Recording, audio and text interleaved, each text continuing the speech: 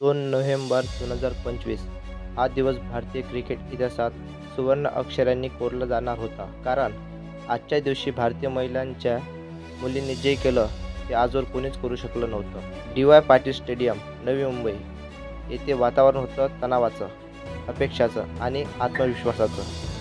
भारतीय महिला संघ पहिल्यांदाच विश्वचषक फायनलमध्ये पोहोचला होता आणि समोर होती दमदार दक्षिण आफ्रिका.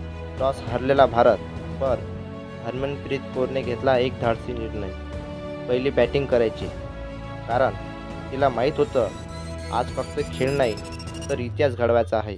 ओपनिंगमध्ये आली शेफाली वर्मा, हातात बॅट आणि मनात ज्वाला. एका मागोमाग चौकार, षटकार, प्रत्येक बॉलवर धडाकेबाज हल्ला. शेफालीने 87 धावा केल्या तर स्मृती मानधनाने दिला परफेक्ट सपोर्ट. 45 रनची मौल्यवान खेळी.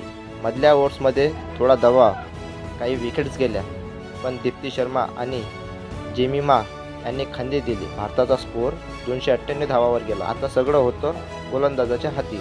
दक्षिण आफ्रिकाने सुरुवात केली जबरदस्त. पहिली काही ओव्हर्स त्यांच्याकडे झुकले, पण मग आली ती क्षणाची झंकार. दीप्ती शर्माने आपल्या जादूने 5 विकेट्स घेतल्या. प्रत्येक विकेटसोबत स्टेडियममध्ये एकच आवाज, भारत भारत भारत.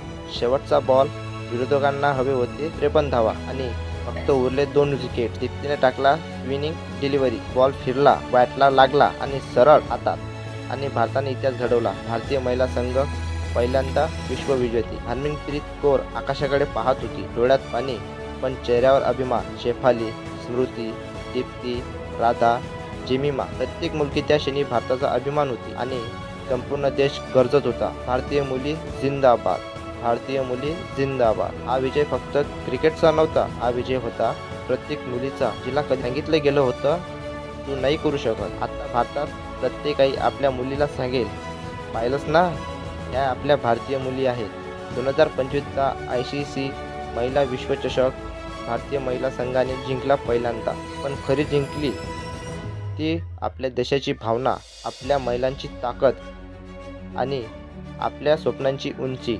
जर तुम्हाला हा व्हिडिओ आवडला असेल तर नक्की लाईक करा, शेअर करा, सबस्क्राईब करायला विसरू नका आणि आपल्या महिला संघासाठी कमेंटमध्ये लिहा.